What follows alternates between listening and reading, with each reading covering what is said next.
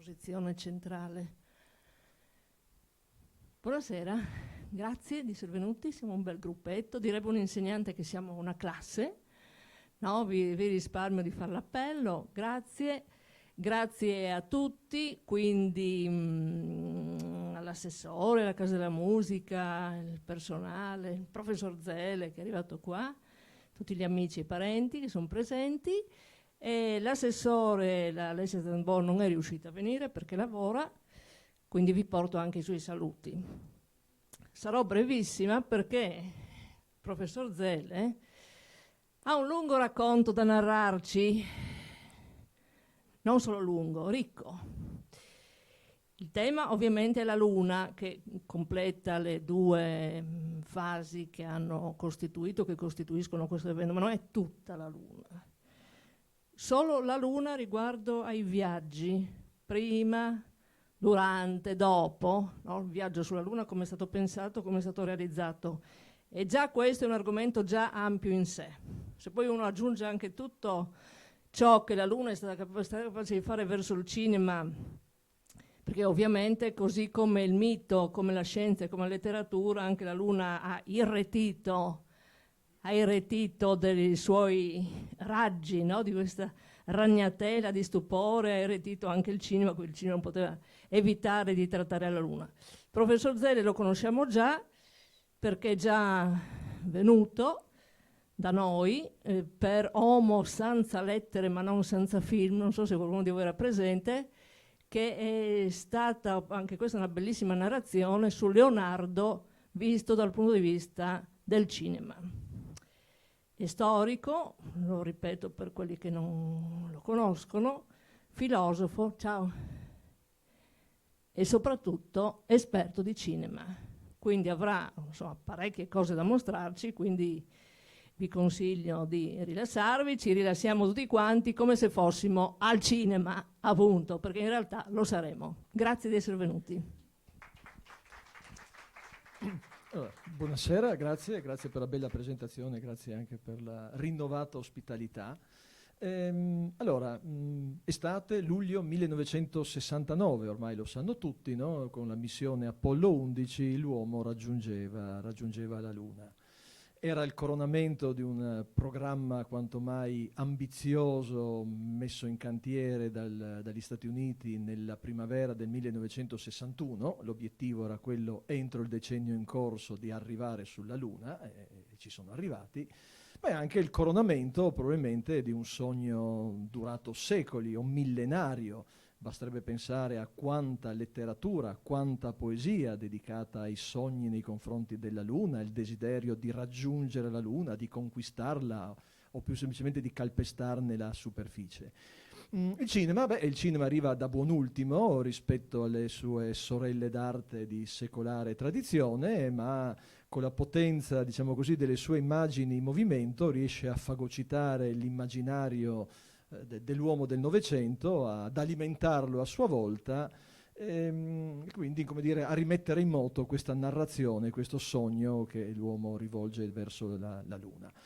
Quello che vorrei proporvi questa sera è un percorso logicamente limitato all'interno di quello che in ogni caso sono più di 100 anni di storia del cinema. Un percorso antologico limitato, perché se dovessi parlarvi di tutti i film che nella storia del cinema hanno affrontato il tema del viaggio sulla Luna o in qualche modo hanno toccato questo aspetto, sì, vedremmo sorgere e tramontare la Luna, perché avrà bisogno di parecchio tempo, credo siano circa 60-70 i film ascrivibili a questa categoria. Io già questa sera ve ne proporrò 50, o per meglio dire citerò 50 film. Per vostra buona sorte vi farò vedere gli estratti di alcuni selezionati. È un percorso scandito in 4 tappe, se vogliamo cronologiche e tematiche, ascrivibili prevalentemente ma non unicamente al cinema di genere. La prima tappa l'ho intitolata I pionieri della Luna. Pionieri perché? Pionieri perché si parla dei primi film nella storia del cinema in cui si narra di questa conquista della Luna o del viaggio dell'uomo sulla Luna, ma pionieri anche per un altro motivo, perché questi film si ispirano ai pionieri dei viaggi sulla Luna nella letteratura. o per meglio dire, si ispirano alle opere di Jules Verne, di Herbert Wells e di Robert Heinlein, 3 autori con i quali copriamo un arco temporale che va dalla seconda metà dell'Ottocento, Viaggio verso la Luna, credo sia del 1865, se non ricordo male, fino alle opere di Robert Heinlein che vengono pubblicate attorno agli anni 40 del Novecento. Quindi pionieri con questa duplice accezione, pionieri del cinema perché sono i primi film che ci parlano del viaggio sulla Luna, ma pionieri perché si ispirano, o se vogliamo la sceneggiatura prende ispirazione da queste opere.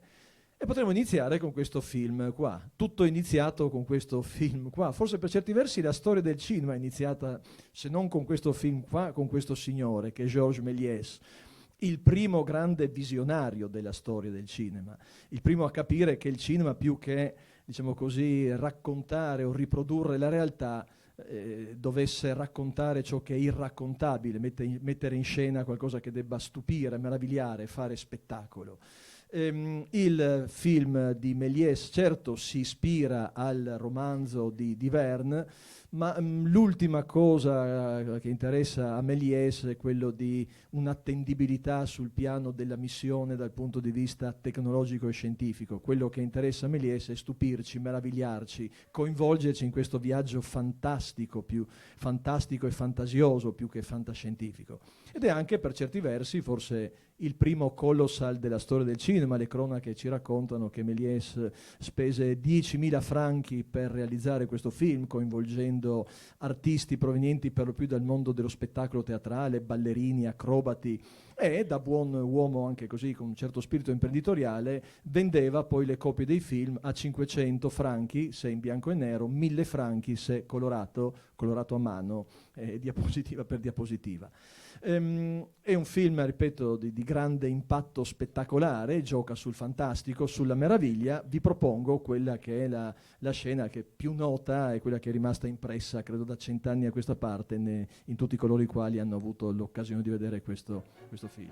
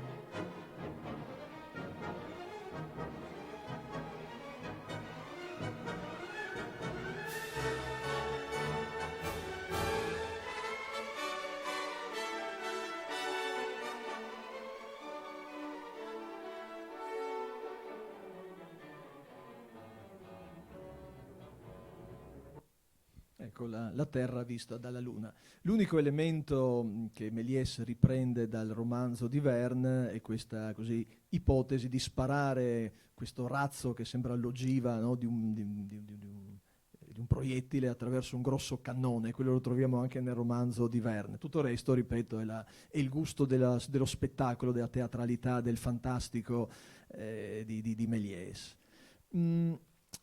Verne avrebbe ispirato poi anche altri film in un'epoca in cui il cinema è un po' più maturo, però tutto sommato, come dire, rimaniamo affezionati al film di Méliès, nel senso che Dalla Terra alla Luna, colossal statunitense, non apporta valore aggiunto al carattere così fantasioso dell'opera. Il film inglese degli anni 60 così mette un pizzico di humor british al racconto, però ripeto in qualche modo non apporta ulteriore valore aggiunto a quello che Méliès, il gusto del fantastico e del meraviglioso, è riuscito a realizzare prendendo spunto dal romanzo di Verne. Anche questo film ha qualcosa a che vedere con Verne. nel senso che indubbiamente prende spunto, prende riferimento al romanzo appunto dello scrittore francese. È uno dei capolavori forse meno conosciuti o meno apprezzati, mi verrebbe da dire misconosciuti, di Fritz Lang, in quanto solitamente lo si tende così a confrontarlo con il ben più noto Metropolis e lo si lascia un po' nell'ombra. In realtà è un'opera estremamente interessante, con la quale certo Lang compie il suo atto di omaggio nei confronti di Verne, ma potremmo aggiungere che compie un atto d'omaggio e nel contempo un congedo non tanto da Verne in quanto scrittore, quanto con quel carattere, quello spirito che un po' ha animato le opere di Verne, o se vogliamo hanno caratterizzato lo spirito dell'uomo dell'Ottocento. Come dire, quello spirito, ci verrebbe da dire forse un po' ingenuo, innocente, con il quale gli uomini guardavano, sognavano, accarezzavano queste avventure di raggiungere la Luna per il puro gusto, il piacere della scoperta, dell'invenzione. Qua da questo punto di vista, in quest'opera, il mondo è meno innocente, o se vogliamo i protagonisti del film vogliono raggiungere la Luna non unicamente animati da nobili intenzioni, c'è chi è animato anche da nobili intenzioni, il piacere della scoperta, ma chi invece è mosso da interessi ben più così materiali, materialistici e anche spregiudicati. Opera interessante perché si avvale della collaborazione di uno dei padri della missilistica, il tedesco Hermann Hobert, il quale collaborò alla sceneggiatura e anche alla realizzazione dell'allestimento scenico. Ci perse un occhio, poverino, durante un incidente nella realizzazione di queste opere. Un film interessante, vi faccio vedere una breve sequenza e poi c'è anche un'altra cosa che forse pochi conoscono.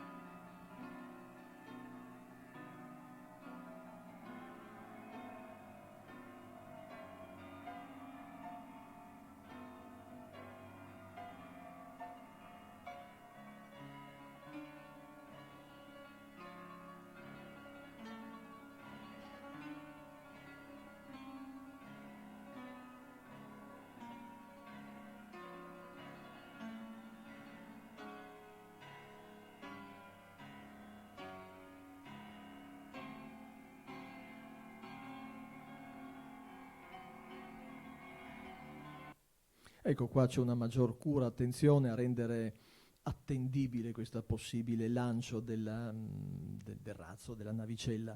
Cosa volevo dire di interessante? Questo momento di tensione, di pathos, no? I pochi secondi prima del lancio, scanditi dal conto alla rovescia, quante volte, almeno se tra i presenti qualcuno ricorda quando la TV trasmettevano, no? I lanci delle navicelle della missione Apollo, no? C'era il countdown. Bene, il countdown, quello originale, prende spunto da una trovata di sceneggiatura di Fritz Lang. Questa idea, no, per rendere così, per dare maggior tensione al momento del lancio, no, scandire i secondi, 5, 4, 3, 2, 1, poi l'abbiamo visto tante volte per davvero, no, nel vero lancio appunto della navicella spaziale. Però, ripeto, il primo ad adottare questo accorgimento per dare maggior tensione alla vicenda è stato appunto Lang in questo film. L'altro nome, l'altro pioniere della narrativa di genere legata ai viaggi sulla Luna è Herbert George Wells.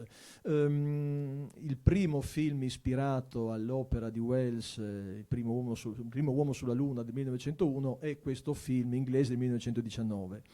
Un film ufficialmente perduto, quindi non posso proporvi alcunché.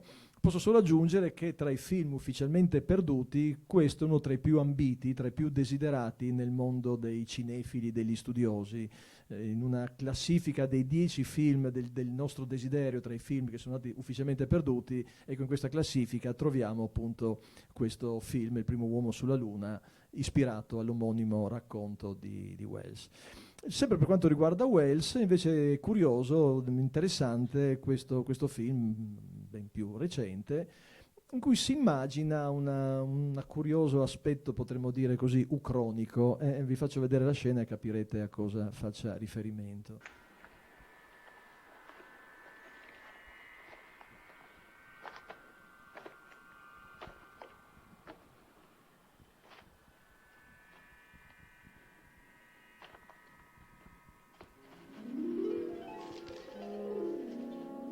Martin, Stewart!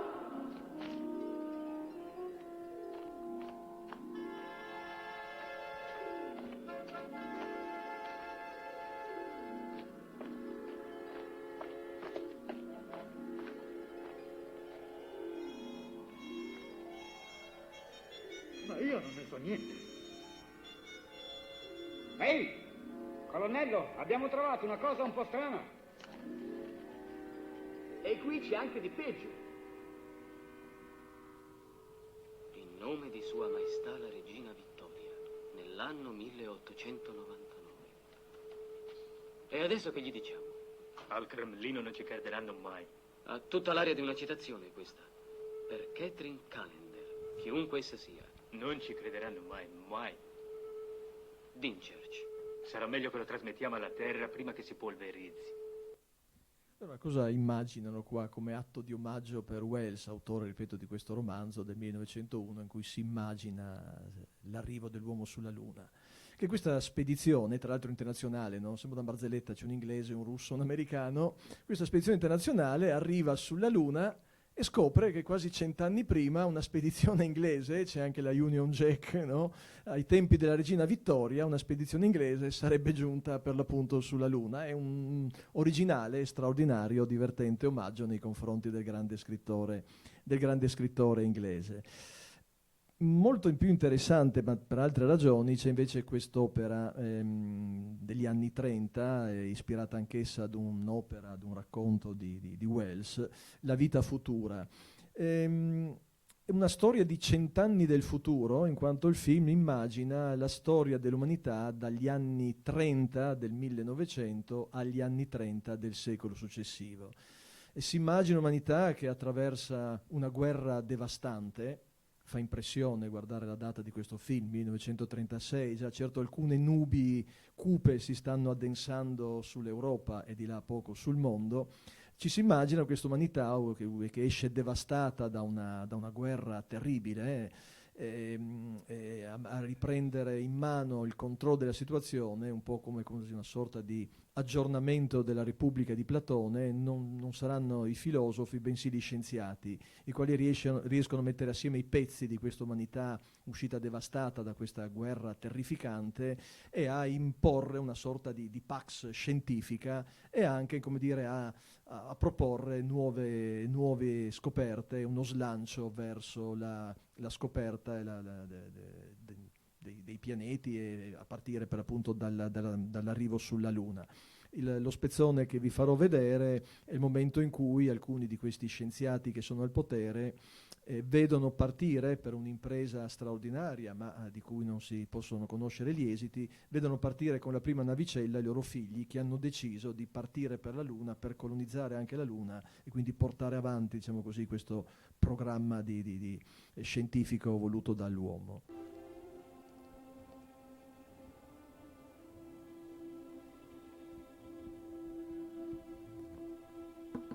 Eccoli, devono essere lassù, in quel piccolo lembo di luce. Ciò che abbiamo fatto è mostruoso. Quello che stanno facendo è meraviglioso. potranno tornare. Sì, e andranno ancora. Fino a che si potrà volare, la Luna sarà conquistata. Questo è soltanto l'inizio. E se non dovessero tornare più, mio figlio e tua figlia, che succederà? Ci saranno sicuramente altri che partiranno. Oddio, non ci sarà mai un attimo di felicità. Non avremo mai un po' di riposo. L'uomo non è nato per riposare troppo. E quando questo accade significa che è arrivata la morte. Per l'uomo non esiste né fine né riposo. Deve andare avanti, conquista dopo conquista.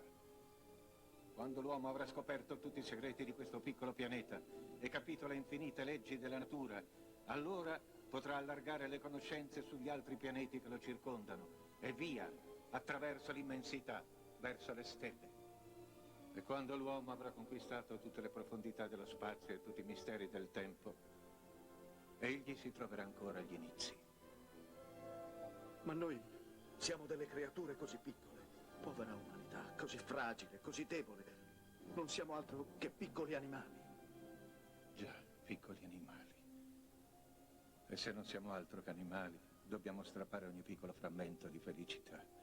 Dobbiamo vivere, soffrire ed andare avanti, senza preoccuparci più di quanto facciano gli altri animali o abbiano mai fatto. O faremo questo, o sarà la fine. O tutto l'universo oppure il nulla. Che cosa succederà, Passworthy? Già, che cosa succederà? Che cosa succederà? Come dire, no? Questo inestirpabile desiderio di conoscenza, di portare sempre più in là, no? La conoscenza da parte dell'uomo è qualcosa che lo caratterizza, e qualcosa che lo caratterizza e lo nobilita, nell'altro sembra quasi essere una sorta di maledizione, no? che grava sulla nostra natura, sul nostro destino. Abbiamo menzionato la cinematografia europea, abbiamo menzionato appunto Méliès, abbiamo visto film inglese, e poi c'è questo curioso film sovietico della metà degli anni 30, Cosmic Voyage, e non dovrebbe stupirci il fatto che l'URSS di quegli anni, come dire, all'interno della cinematografia sovietica trovassimo anche film di fantascienza. Basterebbe pensare a quell'originalissimo film di fantascienza dei primi anni 20 che è Elita, ancora fortemente influenzato, soprattutto per quanto riguarda i costumi e le scenografie, dalle avanguardie artistiche, in particolar modo dal futurismo.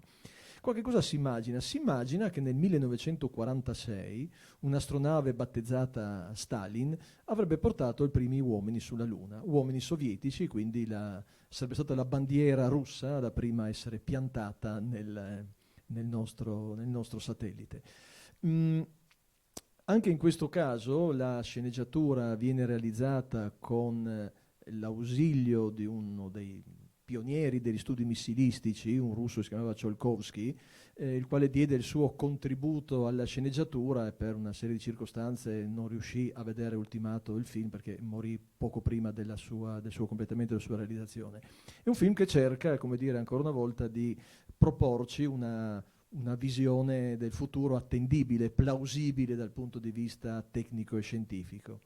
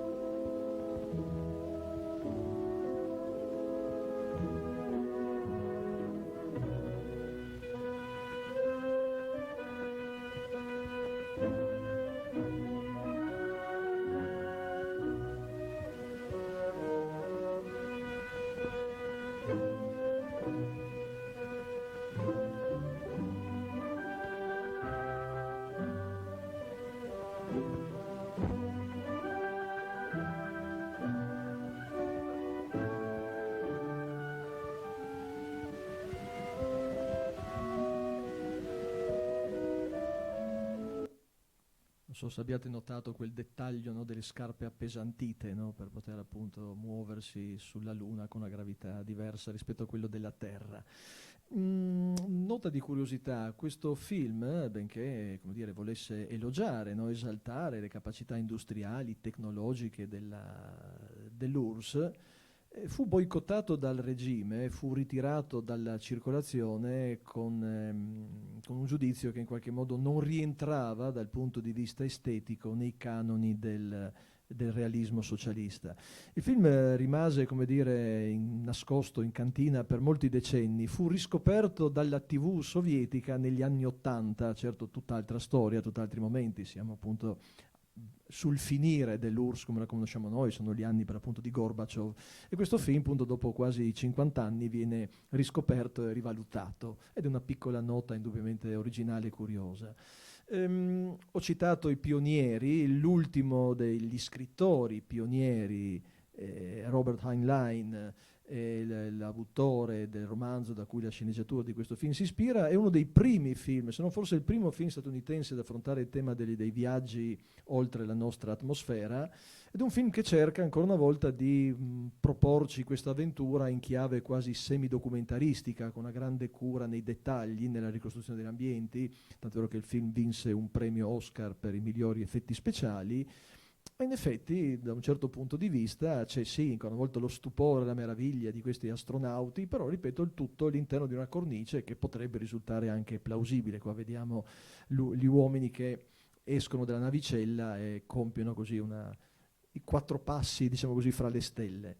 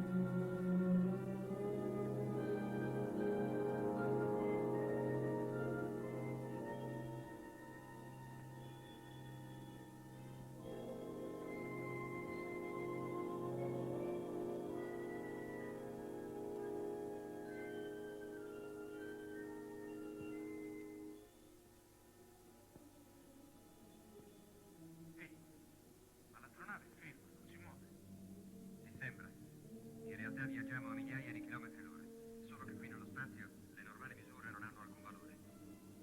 Guardatevi alle spalle e dietro di voi. Stupendo. Mancano solo le linee dei meridiani e dei parametri. Come ti senti, Joe? È eccezionale. Andiamo a velocità folle e non tira un filo d'aria. È ancora meglio di quanto immaginassi. È talmente bello che non saprò mai come descriverlo.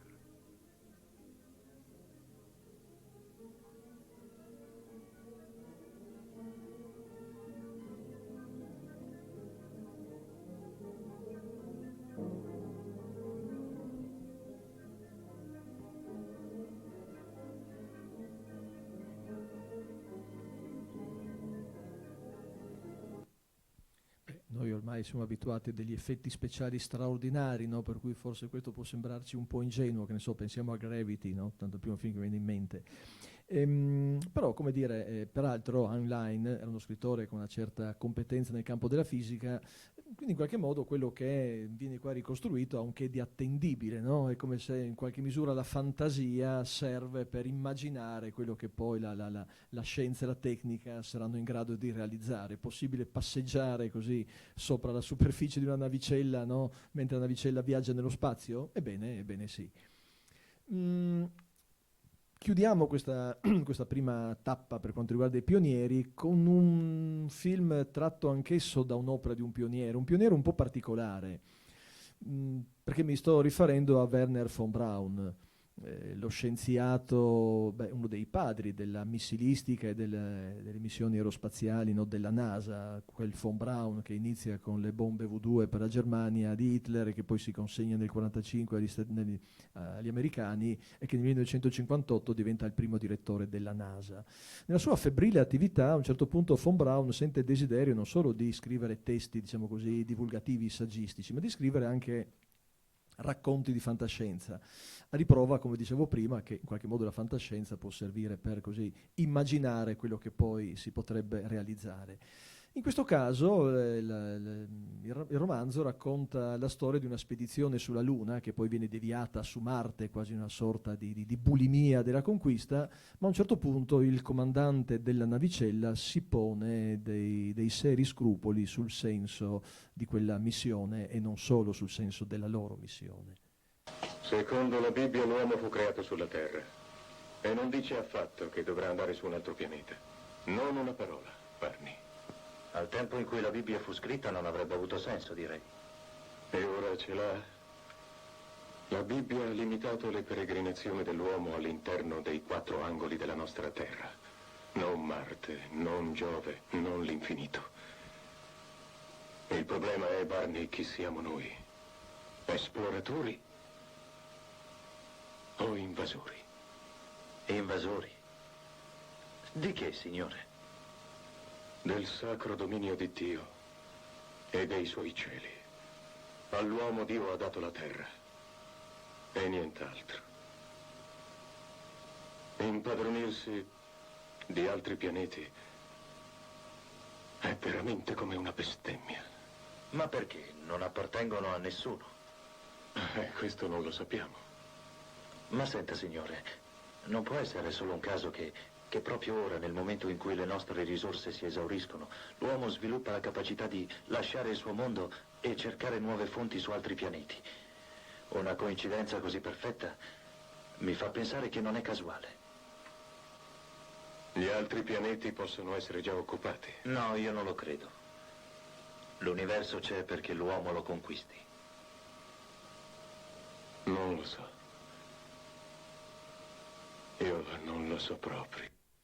L'interrogativo di questo comandante assume così un carattere, un respiro universale, no? Qual è il nostro ruolo nell'universo? L'universo è fatto affinché l'uomo lo conquisti e siamo esploratori o conquistatori, no? Talvolta effettivamente il confine risulta estremamente labile. Certo è interessante il fatto che questo film, appunto la sceneggiatura di questo film, tragga spunto da questo romanzo di von Braun, perché von Braun è stato uno tra i più accesi sostenitori, no, della conquista dello spazio, ed è stato anche grazie a lui che appunto poi, come abbiamo detto all'inizio, l'uomo nel 1969 sulla Luna ci è arrivato. Passiamo alla seconda tappa, che appunto è intitolata Guerra fredda sulla Luna. Perché guerra fredda sulla Luna? Perché ci spostiamo un po' in un'altra epoca, siamo nel secondo dopoguerra, caratterizzato da quel conflitto non guerreggiato, ma un conflitto ideologico fatto di continua incessante propaganda da parte delle 2 superpotenze che si erano spartite il mondo, un conflitto fatto di la corsa agli armamenti, gli arsenali sia degli Stati Uniti sia degli URSS, con non solamente armi, diciamo così, convenzionali, ma anche con le testate atomiche, e quindi questo clima di tensione, di paura, di sospetto, di complotto, il terrore che possa esplodere una guerra nucleare con degli effetti devastanti, si riverbera in tanta cinematografia dell'epoca, soprattutto appunto nella cinematografia di genere come la fantascienza. Basterebbe citare un capolavoro di paranoia del tempo come L'invasione degli ultracorpi di Dan Siegel, tanto per darci un po' un'idea. E quindi qua vediamo un attimo in quale misura questo clima, questa situazione, questa guerra fredda tra Stati Uniti e URSS, no? Il sistema bipolare, si riverberi, si esprima con il linguaggio del cinema in alcuni film significativi. Inizierei con questo film qua, che è prettamente propagandistico, film inedito nelle sale italiane, ma lo si trova senza grosse difficoltà in rete, in cui si narra che questa è la sceneggiatura tratta da un romanzo di Robert Heinlein. Si immagina di una stazione orbitale statunitense, una realizzazione ancora sperimentale, in cui però si è infiltrata una spia rossa, una spia comunista, quindi film di chiara propaganda. Più interessante da un certo punto di vista I film in cui invece, come dire, il nemico non è espressamente, dichiaratamente quello dell'altra parte. Nel caso della cinematografia statunitense il nemico è appunto il sovietico, ma come dire, per una sorta così di riflesso, il nemico è un'entità aliena che vuole dominare, che vuole conquistare, che vuole invadere la Terra. È il caso di questo film in cui per l'appunto si scopre che sulla Luna ci sono gli abitanti, la Luna è abitata, ma questi abitanti della Luna sono tutt'altro che pacifici, anzi stanno meditando, già che hanno la possibilità, la tecnologia e le armi per farlo, di invadere la Terra. C'è un ultimo tentativo da parte di una sorta, diciamo così, di ambasciatore del mondo, nel tentativo di convincere il governatore della Luna a recedere dalle sue intenzioni.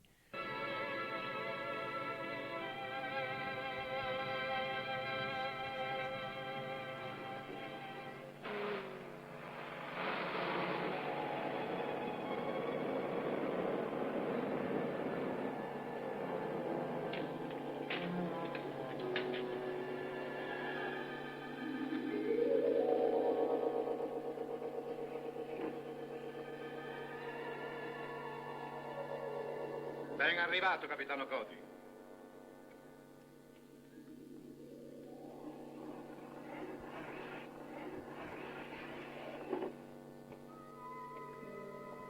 Io sono Radic, signore della Luna. A quel che sembra mi aspettava. Naturale. Da molto tempo la nostra radio ci tiene informati degli eventi terrestri e i miei uomini laggiù mi avvertono di ogni vostra mossa.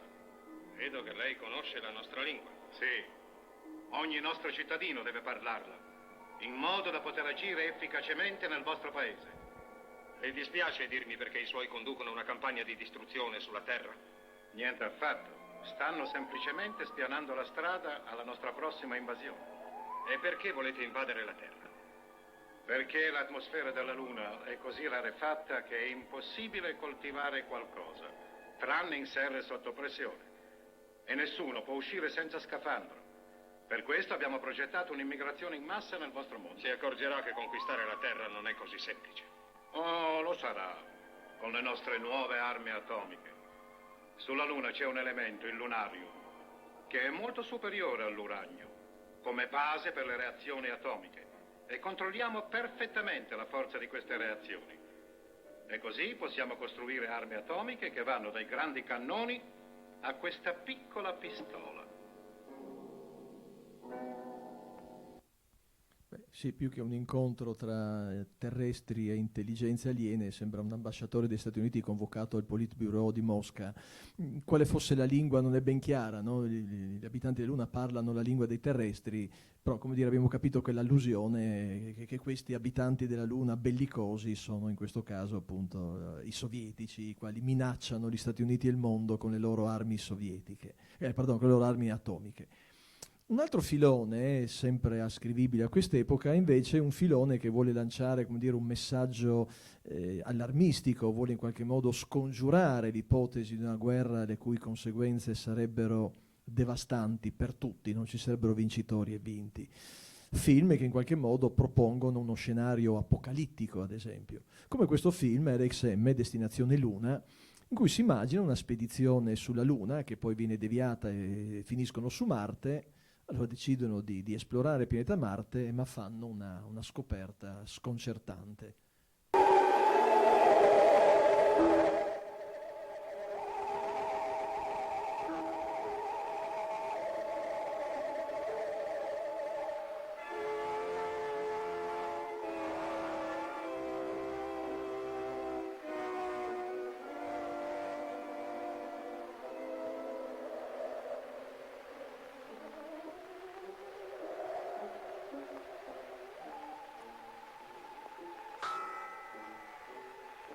Magnifico. La mente che l'ha concepito deve essere stata molto intelligente, paragonabile a quella umana, e forse di gran lunga superiore. Pensate che più una volta sia esistita una società umana perfettamente organizzata? Sì, e secondo gli indizi migliaia di anni fa. Chissà che fine ha fatto. Forse sarà precipitato un meteorite, ma allora avrebbe causato una depressione come un cratere lunare. No, non fu causato da un meteorite, ma da un'esplosione formidabile seguita da un intenso calore. C'è un forte campo radioattivo.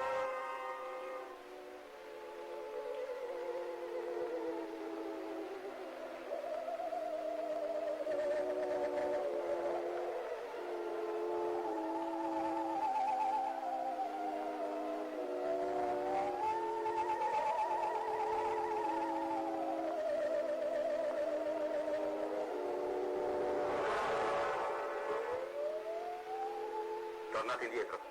La radioattività può cominciare ad essere pericolosa.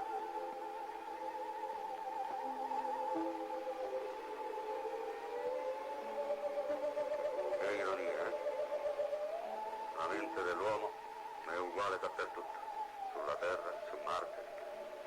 Le più alte conquiste dell'intelletto umano sono sempre rivolte all'autodistruzione.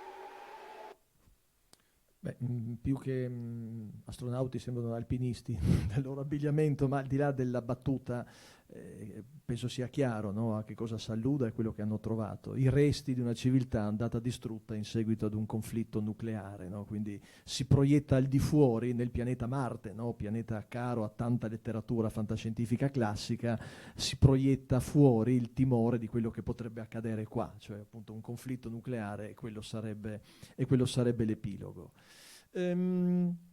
Passiamo in un altro continente. Questo è un film giapponese, Inferno nella stratosfera. Ancora una volta la minaccia è esterna, ma questa volta non si allude alla minaccia esterna sovietica come nel film che abbiamo visto 2 spezzoni addietro. Una minaccia esterna che è una potenza aliena che ha fatto base sulla Luna e da là iniziano gli attacchi sulla Terra, quindi tutti gli abitanti della Terra, tutte le potenze della Terra devono unirsi, devono appunto mettere in comune le proprie forze per scongiurare questo assalto. Nota di curiosità, il regista di questo film, Ishiro Honda, il papà di Godzilla, che immagino conosciate il primo Godzilla, no? Il mostro, quel dinosauro, no? che devasta la città di Tokyo. Chiara allusione alle paure, alle devastazioni del conflitto nucleare. Peraltro il Giappone aveva conosciuto e sperimentato sulla propria pelle, no? I terrificanti effetti della guerra nucleare. Più o meno nei stessi anni in cui Honda dirige appunto il primo Godzilla, il primo lucertolone sullo schermo, dirige anche questo film in cui c'è questo messaggio di pace, no? Uniamoci tutti assieme, senza barriere, senza distinzioni, per far fronte a una possibile minaccia che potrebbe appunto distruggere tutti noi.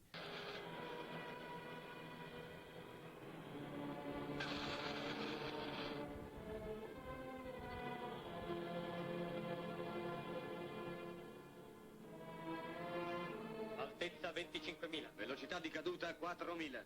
In moto turboreattori.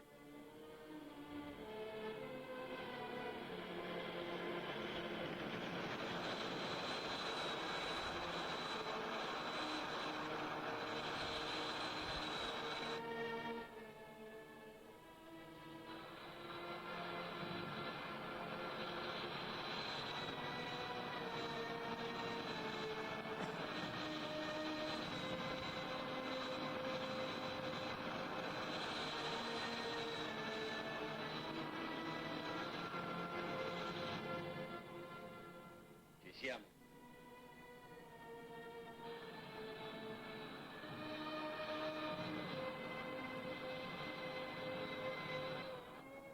Prepariamoci a uscire. Ferma turboreattore. Okada? Sì? Bisogna immobilizzare Iwamura. Ma allora lo devo legare? Sì, è meglio per tutti. Va bene.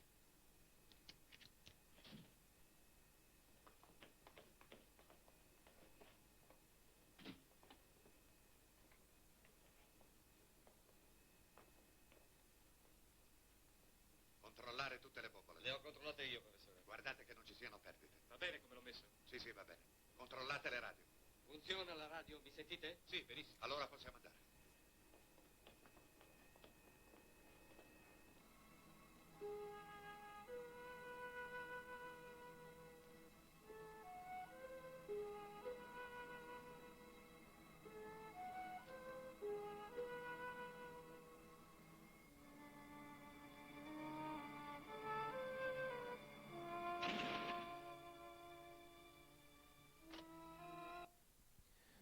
Questo è lo sbarco di questa prima pattuglia di queste forze internazionali che sbarca appunto sulla Luna nel tentativo di respingere l'aggressione aliena, ed è anche uno dei primi film in cui vediamo un allunaggio.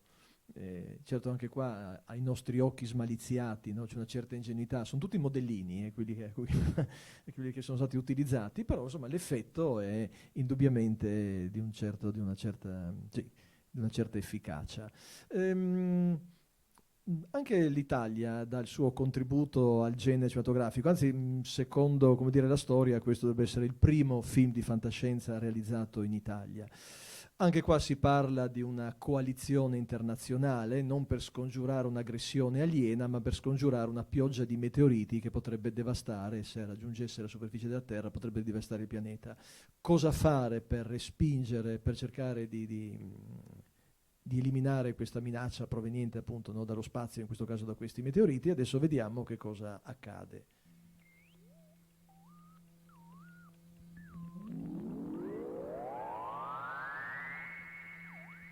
Niente da fare, le avremo addosso.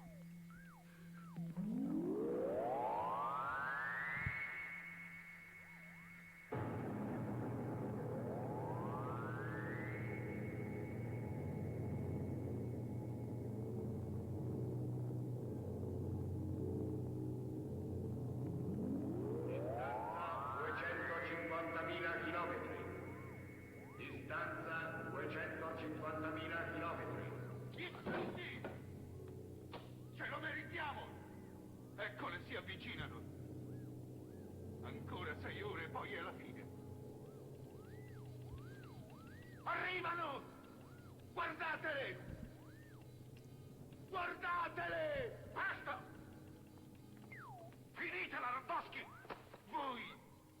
Il vostro razzo ha portato la distruzione nello spazio.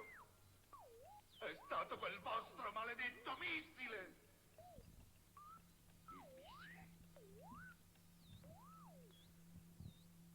Herbert Betnikov, mi è venuta un'idea. Non è finita. No, non sono pazzo. Forse la salvezza, ascoltate. I missili potranno salvarci. Le basi militari di tutto il mondo sono piene di missili a carica atomica. Lanciamoli contro l'ammasso di meteore. Disintegriamolo con le bombe nucleari. È vero, basta fare i calcoli di puntamento. Ma ce la faremo con i missili? Dobbiamo farcela, è l'unica speranza. Sì, dobbiamo tentare. Un momento, signori. Scateneremo un mare di radioattività. Non ne saremo contaminati, generale. Basterà colpire le meteore fuori dall'atmosfera. Ma abbiamo missili a sufficienza? Le meteore sono migliaia. E l'America ha migliaia di missili. Voi non sapete quante armi erano pronte a dar fuoco alla Terra. Diteglielo voi, Betnikov. Noi ne abbiamo almeno il doppio dell'America. Ora tocca a voi. Abbiamo solo poche ore di tempo per avere i dati di puntamento. Gliela farà la calcolatrice? Speriamo di farcela se non capitano guai. Dovete farcela ad ogni costo, qualsiasi cosa accada. Bene. Generale, quanto tempo ci vuole per mettere in allarme le basi americane? Forse mezz'ora circa. E le russe? Meno. Lo sono sempre. Così notiamo questo battibecco, no? sul numero dei missili da una parte e dall'altra e sulla prontezza operativa delle basi militari. Cos'era accaduto? In un primo momento si sperava che la gravitazione della Luna attraesse questo sciame di meteoriti e quindi deviassero dal loro percorso. Visto che la Luna non era riuscita a farlo, allora l'unica soluzione è quella di usare queste armi devastanti, terrificanti, queste armi nucleari a fin di bene, cioè per distruggere questo sciame di meteoriti. Proseguiamo in maniera un po' più veloce, perché il filo conduttore è ancora una volta questa solidarietà a livello universale. In 12 to the Moon, film inedito nelle sale italiane, si immagina ancora una volta di una spedizione internazionale che incontra una civiltà aliena in procinto di deflagrare, in procinto insomma così di sparire, cerca di dare un loro contributo. Lo stesso tema più o meno lo ritroviamo in questo film italiano degli anni 60 con questo titolo Countdown 4, 3, 2, 1 morte, in cui si immagina che alcuni astronauti incontrino degli esponenti di una civiltà aliena che sta cercando soccorsi e aiuti perché il loro pianeta è devastato per l'appunto da una guerra. quasi, come dire, fuori tempo massimo, 1968, nel 69 la competizione, almeno per quanto riguarda la corsa sulla Luna, sarebbe stata vinta dagli Stati Uniti. Vediamo questo film di Robert Altman, Conto alla rovescia, in cui si immagina che per star dietro ai risultati ottenuti dai sovietici, i quali hanno potuto concedersi il lusso di mandare in orbita non militari, bensì civili, anche gli Stati Uniti cerchino di preparare un pilota civile per mandarlo per l'appunto fuori dall'atmosfera terrestre. Infine chiuderei questa seconda tappa con due note di curiosità. Negli anni in cui appunto ci si avviava verso la corsa allo spazio, no? 1957 i sovietici lanciano appunto il primo satellite, pochi anni dopo il primo uomo nello spazio, nel 1961, come dicevo, il programma Apollo degli Stati Uniti. Esce questo film, verrebbe da dire iettatorio, del 1959, in quanto si immagina di un pilota un po' esuberante, il quale contravviene agli ordini, vola al di fuori dell'atmosfera, ritorna sulla Terra, però è diventato un mostro sanguinario e quindi, come dire, meglio non superare certi limiti. E chiudo con un film riconducibile alla guerra fredda come collocazione epocale, non per tematiche, o se vogliamo, forse in questo film possiamo cogliere qualcos'altro che ha a che fare con la Luna, una concezione, una superstizione, una visione millenaria che lega la Luna e i suoi non meglio definibili influssi al genere femminile. Una spedizione di astronauti sbarca sulla Luna e incontra i segni di una civiltà, ma non solo i segni della civiltà, ma anche gli abitanti, le abitatrici di questa civiltà, ma non vado oltre, poi capirete.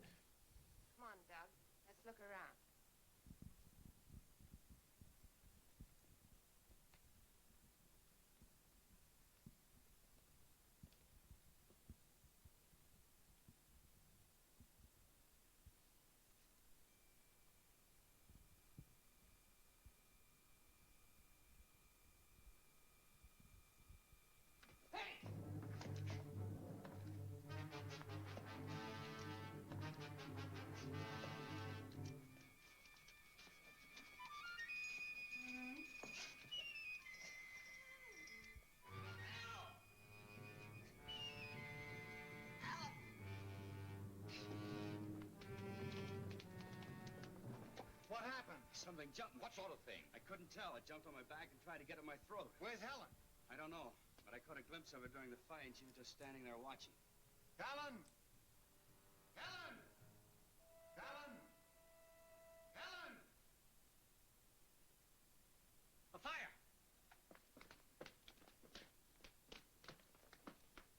Helen! Spread out quickly.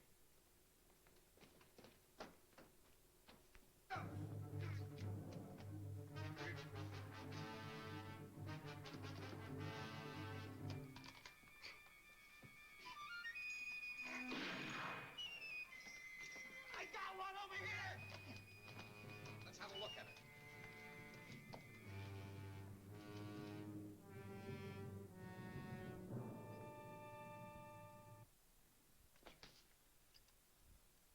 Non solo la donna immobile, svanisce addirittura dalla tua vista se ti distrai un attimo. Avrete capito, le abitanti e le abitatrici di questa civiltà lunare sono delle donne gatto, le quali riescono a esercitare un'influenza telepatica sulle donne terrestri, ma non sugli uomini. E quindi, come dire, in qualche modo è ascrivibile a tutta una letteratura, una leggenda che lega appunto, no, la Luna, gli influssi, le fasi lunari al genere femminile. Film, come dire, certo ingenuo ai nostri occhi, forse smaliziati, ma che a suo tempo riscosse un certo successo al punto tale che pochi anni dopo venne realizzata una sorta di remake intitolato Missili sulla Luna e molti anni dopo, con uno spirito così piuttosto sarcastico con un senso dell'umorismo talvolta piuttosto greve, viene per appunto ridotto così a scherzo in un film di Joe Dante e John Landis, un film a episodio intitolato Donne Amazzoni sulla Luna. E poi, l'ho detto prima, sulla Luna ci siamo arrivati per davvero, 1969, la missione Apollo 11. Qualche giornalista all'epoca si sbilanciò dicendo lo sbarco dell'uomo sulla Luna segnerà la fine della fantascienza. Beh, per fortuna di tutti coloro i quali amano il genere, la fantascienza non è morta dopo il luglio del 69, ha dovuto certo in qualche modo rettificare, modificare, rivedere un attimo alcuni aspetti, no? Per poter continuare a proporci ipotesi di quello che potrebbe accadere. Ma nel 1969, nel 1968 però esce questo film qua, che è, come dire, uno dei capolavori di uno dei più straordinari registi di tutti i tempi, che è Stanley Kubrick, film che segna uno spartiacque nella cinematografia di genere, e non solo, diventa una sorta di modello ineludibile ma inarrivabile per tutti i film a seguire. Non vi parlo di 2001, perché meriterebbe forse un unico incontro, ma vi parlo dell'influenza che questo film da un lato ha, come dire, esercitato sulla cinematografia di genere, ma anche di un'altra vicenda che coinvolge Kubrick in quella che è forse una delle più straordinarie leggende metropolitane di questi ultimi 50 anni, e forse qualcuno avrà capito a che cosa voglia alludere. Comunque, a distanza di alcuni anni, alla chiusura del progetto Apollo, che si chiude nel 1972 con l'Apollo 17, il cinema può permettersi anche uno sguardo di retrospettiva, di ripercorrere, no, quella storia, anche certo in chiave epica, gloriosa, no? Questi nuovi cavalieri del cielo, i primi piloti che con i primi jet supersonici alla fine della seconda guerra mondiale poi sarebbero diventati i primi astronauti, o comunque si sarebbe formata, no, tutta quell'equipe con tutto quel corollario tecnologico per permettere all'uomo di superare, no, i limiti dell'atmosfera. Questo film, Uomini Veri, racconta quella fase iniziale, quell'epopea iniziale dal 1947 al 1961. Lo fa certo con un certo tenore, come dire, di orgoglio patrio, di orgoglio nazionalistico, però indubbiamente è un film anche attraversato da spiazzanti momenti umoristici, per cui in qualche modo, come dire, equilibra un po' la situazione. Poi certo abbiamo film più, come dire, chiaramente elogiativi della grande impresa dell'Apollo 11, ma anche film più introspettivi come questo, tratto da una storia vera, dalla testimonianza di uno dei primi astronauti, Buzz Aldrin, della sua difficoltà a ritornare sulla Terra, a ritornare nella normalità. Dopo la missione, Aldrin per molti anni soffrì di depressione e riuscì a venirne fuori, e quindi volle poi offrire questa sua testimonianza, e questo film molto intimista, molto delicato, racconta proprio la storia di un uomo, certo un eroe, il secondo uomo dopo Armstrong ad aver toccato il suolo lunare, ma anche la sua fragilità, la sua difficoltà poi di reinserirsi, no, diremmo così, nella vita quotidiana. E poi arriviamo quasi ai giorni nostri, all'altro ieri, 2018, il bel film di Damien Chazelle, First Man, il primo uomo. Certo, vuole con grande cura, con grande attenzione, con una meticolosità fin nei dettagli ricostruire un'epoca e gli antefatti della missione Apollo 11, ma soprattutto si concentra sulla figura di Neil Armstrong. E ne viene fuori un ritratto molto particolare di un uomo estremamente serio, concentrato, impegnato, certo introverso, ricco di sentimenti che forse però non riusciva a esprimere. Vediamo questa brevissima scena in cui c'è il colloquio iniziale da parte dei funzionari, dei responsabili della NASA, per appunto selezionare il personale adatto per accedere, per diventare astronauta. Armstrong. Buona fortuna, anche a te.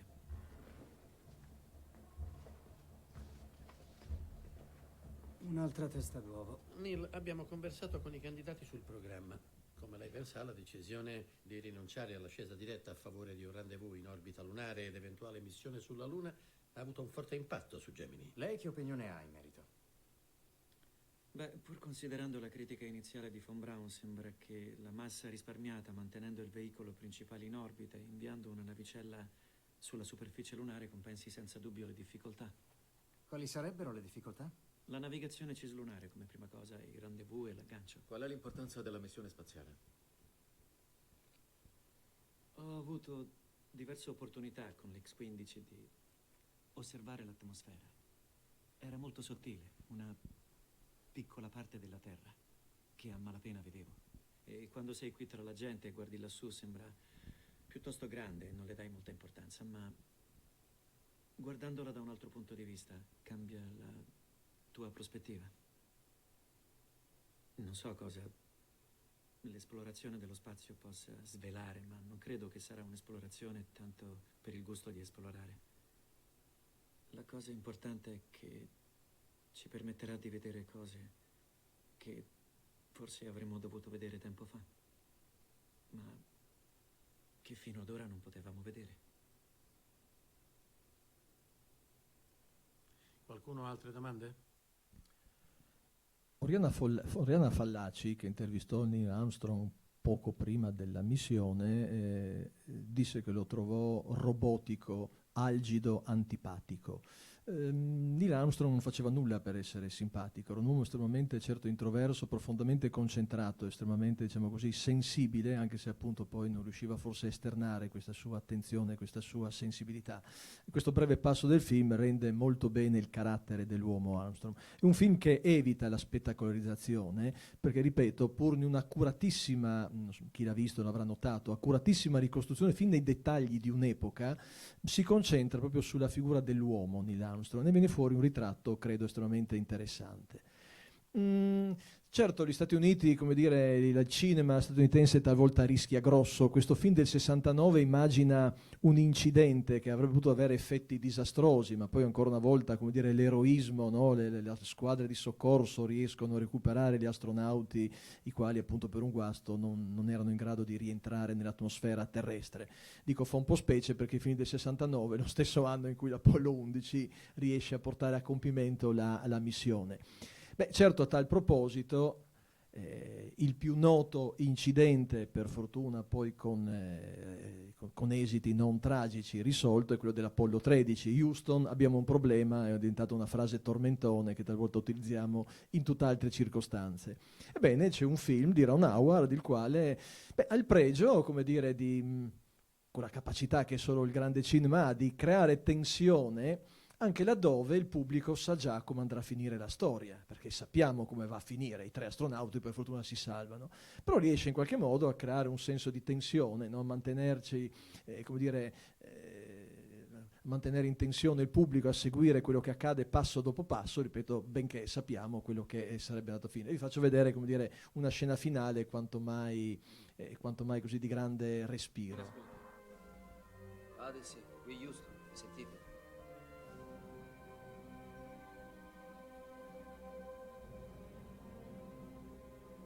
Odyssey, qui Houston, mi sentite? Siamo a 4 minuti. Stiamo in ascolto.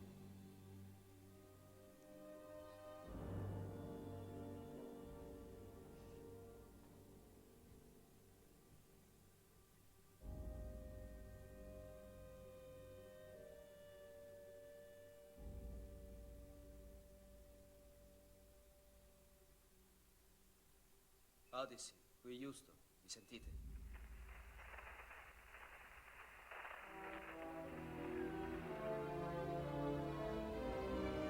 Salve Houston, qui Odyssey. È un piacere risentirvi.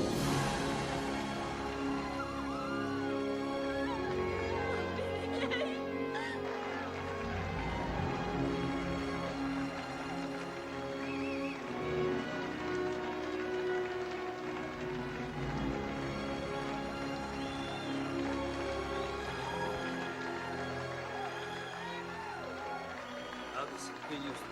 Bentornati a casa. Felice di rivedervi. Ottimo lavoro. Grazie. Sei stato grande.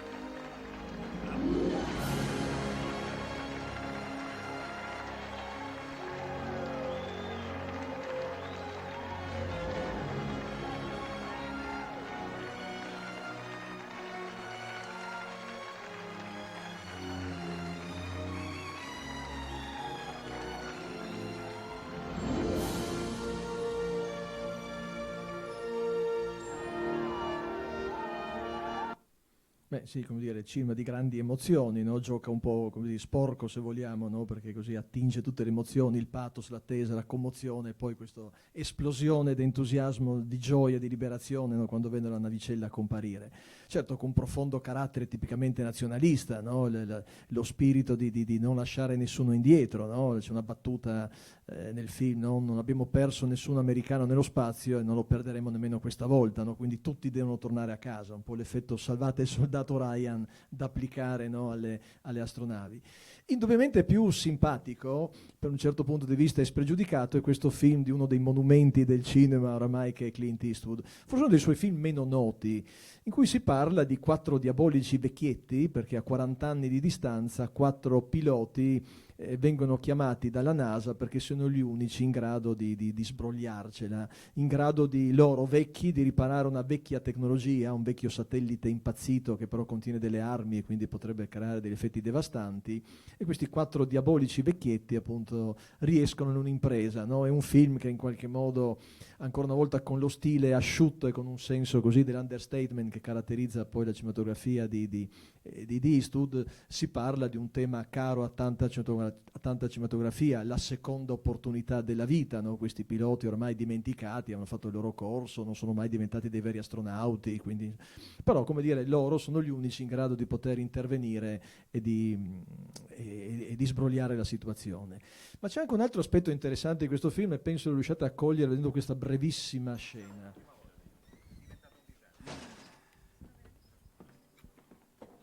Ha detto di no, eh? Andiamo, lui non viene. Forse dovremmo parlarci noi. È sempre lo stesso gran somaro testardo di una volta. Tu continui a guidare più piano di una vecchietta che sta andando in chiesa.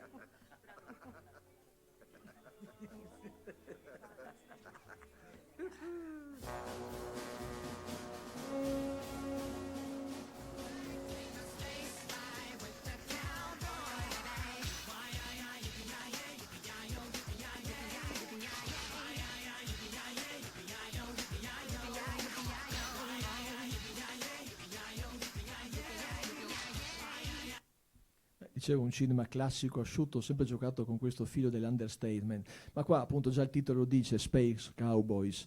Sembrano 4 cowboys, come se in qualche modo, no, la nuova frontiera fosse per l'appunto lo spazio.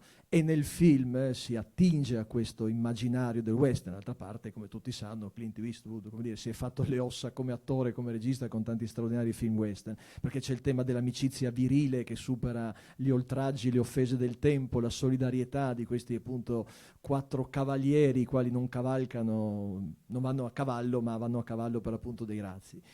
E a tal proposito, effettivamente, dicevamo la nuova frontiera, perché all'indomani della presentazione del programma Apollo, qualcuno usò questa espressione, no? I cieli, la luna saranno per gli Stati Uniti la nuova frontiera, così come era stato, no, il Go to the West, che ha caratterizzato la storia dell'Ottocento.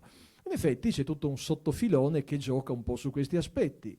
Questo film degli anni 70, quindi uscito un anno dopo lo sbarco sulla Luna, in cui si immagina che ormai la Luna sia una sorta di villaggio western in cui i cowboy degli spazi vanno, vengono, tornano. 2049 già la data nel titolo, no? Perché 2049? 200 anni dalla corsa all'oro della California, 1849, la nuova corsa all'oro non nella California dei cowboy, bensì sulla Luna. E poi la versione così un po' da umorismo un po' così un po' sboccato con Eddie Murphy, in cui si immagina la Luna una via di mezzo tra un Luna Park e un saloon, no? Quindi la Luna sarebbe diventata questo, secondo almeno un certo sottofilone del genere fantascientifico. Sulla Luna appunto, no, si immagina che sorgano nuove città e che possono accadere anche fatti gravi, fatti di sangue, come in questo film, un delitto, e quindi una polizia internazionale che viene chiamata a risolvere la situazione. Ma come non tralasciare il sottofilone del fanta horror, certo debitore di certi capolavori, in primo luogo come Alien. Moontrap si immagina ad esempio che una spedizione lunare scopre uno strano manufatto, e gli astronauti hanno la felice idea di portare questo manufatto sulla Terra, questo manufatto si risveglia, comincia a inglobare tutto ciò che trova di organico e inorganico e diventa una creatura mostruosa da abbattere. Oppure Stranded, in cui il tema di Alien viene, come dire, no, rideclinato per l'ennesima volta. Per chiudere con questo film che ho messo, da cui locandina l'ho collocata al centro, in cui, come dire, troviamo veramente, come dire, l'apogeo di tutte queste angosce. Cosa accomuna il triangolo delle Bermuda, la scomparsa di un'astronave, il lato oscuro della Luna? Il diavolo. Perché si immagina che il diavolo viva nel lato oscuro della Luna e si diverta a far sparire navi, astronavi, eccetera, eccetera. Ci sono altri orrori che possiamo trovare sulla Luna, non orrori come film La Cosa o Alien. Questo bizzarro film immagina che sulla Luna si sia rifugiata una comunità molto particolare. Presumo già dalla locandina l'abbiate capito, se non l'avete capito. Heil Hitler! E ora ragazzi, potete anche sedervi. Dieter? Non sai dove mettere il tuo sederino? Fraulein Richter, da quando il Führer lunare ha compiuto 65 anni, il saluto appropriato è Heil Korsfleisch. Devo riconoscere che sei proprio un ragazzino esemplare. Oggi proverò a ripercorrere insieme a tutti voi quelle che sono state le fasi più salienti della nostra storia, dove un radioso cammino ci fa finalmente intravedere quello che potremo essere domani. Iniziamo. Prima domanda. Esattamente da dove veniamo? Siegfried? Dalla Terra. E quando siamo andati via dalla Terra? Brunhilde? Nel 1945. E dove siamo andati? Sull'arco oscuro della Luna. Bravissimi. Sì, l'avrete capito, si immagina che un manipolo di nazisti fosse riuscito a sfuggire alla devastazione e alla guerra del 45 e avesse fondato una colonia sulla Luna. Alla base anche qua c'è un romanzo di Robert Heinlein del 1947, in cui si immagina che una prima spedizione sulla Luna scopra a distanza di anni che alcuni nazisti erano riusciti a scappare, no, dopo la distruzione della Germania e la morte di Hitler, fossero riusciti a rifugiarsi sulla Luna. Dopodiché fatico, come dire, a trattenere un'amara riflessione, a conferma, almeno una mia convinzione, che la realtà superi sempre ogni fantasia, anche quella più perversa. Mi viene da pensare che insomma non è necessario andare fino alla Luna per trovare i nazisti, già che fatti di cronaca recente ci hanno fatto capire che, come dire, si annidano, non dico fra di noi, ma comunque poco lontano da casa nostra, quindi non c'è nemmeno bisogno di andare tanto lontano. Vabbè. Molto ma molto più interessante i due film successivi che in qualche modo giocano sul tema dell'utopia, immaginare un nuovo mondo a partire dalla Luna. Inizierei con questo film straordinario perché meriterebbe tutta una storia di per sé, non tanto per i suoi contenuti quanto per la travagliata storia della sua realizzazione. Il regista è uno dei più controversi, discussi e discutibili, esagitati registi di questi ultimi anni, tra l'altro scomparso recentemente, ed era il polacco Andrzej Żuławski. Żuławski aveva lasciato, per ragioni di dissidio politico, la Polonia, negli anni 70 è andato a vivere in Francia. Decide di ritornare in Polonia, confidando in un mutamento del regime, e realizza un film tratto da una trilogia di un suo prozio, Jerzy Żuławski, scrittore e filosofo polacco vissuto a cavallo dell'8-900 e morto durante la Prima Guerra Mondiale. Cosa si immagina? Si immagina appunto un'utopia di ricreare una nuova civiltà sulla Luna. Perché dicevo meriterebbe tutta una storia a parte la cronaca della realizzazione di questo film. Żuławski va in Polonia, comincia a girare questo film, a un certo punto interviene il Ministero della Cultura, blocca i lavori, chiude il set, sequestra il girato. Żuławski se ne va nuovamente, logicamente, dalla Polonia, ci sarebbe ritornato solo molti anni più tardi. A distanza di anni alcuni amici di Żuławski riescono a recuperare quel girato, lo passano a Żuławski che nel frattempo viveva esule in Polonia. E il film non è completo perché appunto il regime gli aveva impedito di completare il film. Żuławski gira 10 anni dopo del materiale, lo mette assieme in qualche modo per farci capire quello che mancava da questo film. Il film, ripeto, racconta la storia di un gruppo di astronauti che decide di abbandonare la Terra per fondare una nuova civiltà sulla Luna. Sulla Luna c'è una civiltà molto primitiva, in attesa di un guru, in attesa di un messia, in attesa di qualcuno che li guidi. Uno di questi astronauti diventa il capo di questa comunità, convinto, tenacemente convinto, esaltato di poter ricreare una società migliore basando su nuove basi rispetto a quello che è accaduto sulla Terra. Finirà nel peggiore dei modi possibili. Chiara probabilmente l'allusione, ed ecco il motivo per cui il regime impedisce a Zulawski di completare il film, perché effettivamente il film, per quanto poi venne presentato credo a Cannes nell'88, è un film incompleto, perché nasce da questo incredibile lavoro di recupero del materiale girato all'epoca con materiale girato successivamente. Vi faccio vedere un breve estratto. Człowieka rodzącego się ojciec obdarza siemionami, nasionami, pełnymi wszystkich możliwości. To, co każdy wypielęgnuje, zobaczy, jak wzrasta w nim i przynosi mu owoce. Jeśli roślinne, będzie rośliną, a jeśli zmysłowe, będzie zwierzęciem. Jeśli racjonalne, istota jego stanie się czymś niebiańskim. Jeśli wreszcie intelektualne, będzie aniołem albo synem człowieka.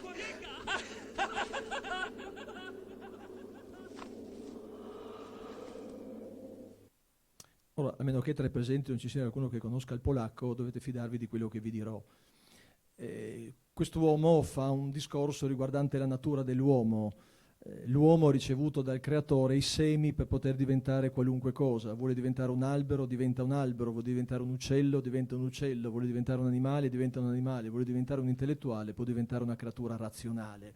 Come dire, la convinzione, il desiderio, l'entusiasmo di ricominciare da capo, di rifondare una società più giusta.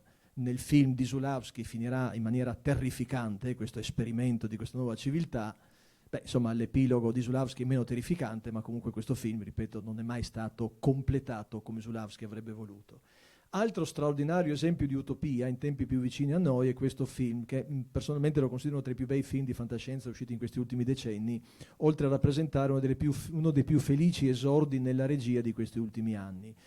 Duncan Jones esordisce nella regia con questo film di fantascienza minimalista.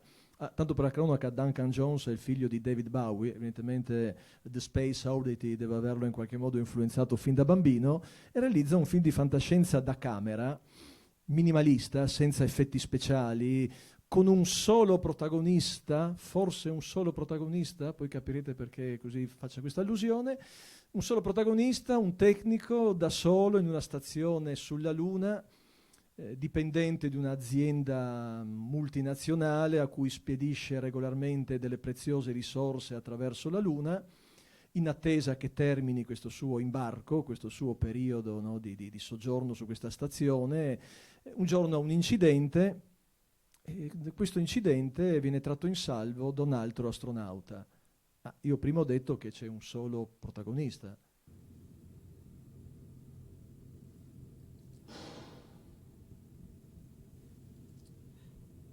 Chi va prima? Vado io prima.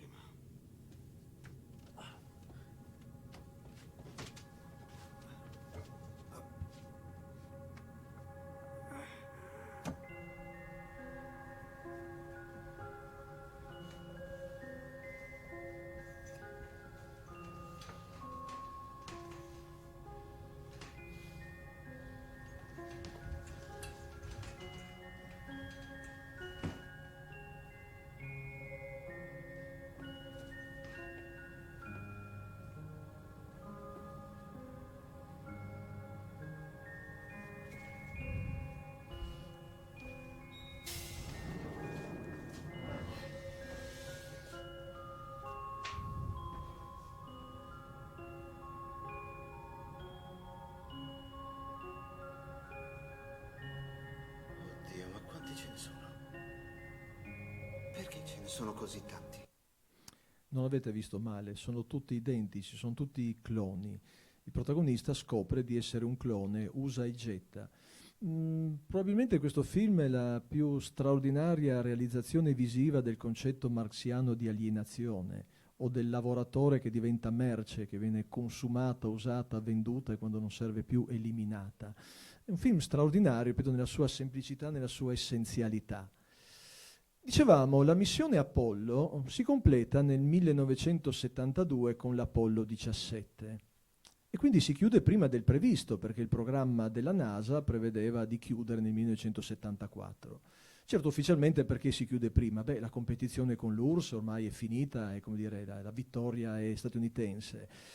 Non c'erano ulteriori stimoli, la Luna non è che avesse offerto particolari risorse, inoltre il governo statunitense aveva decurtato i fondi alla NASA, per cui a un certo punto la NASA ufficialmente con la missione Apollo 17 chiude questa stagione. Non è vero, c'è stata la missione Apollo 18 ma non hanno mai voluto farcelo sapere. Per fortuna a distanza di anni un coraggioso videomaker ha recuperato il girato di uno degli astronauti e ora finalmente conosceremo la verità.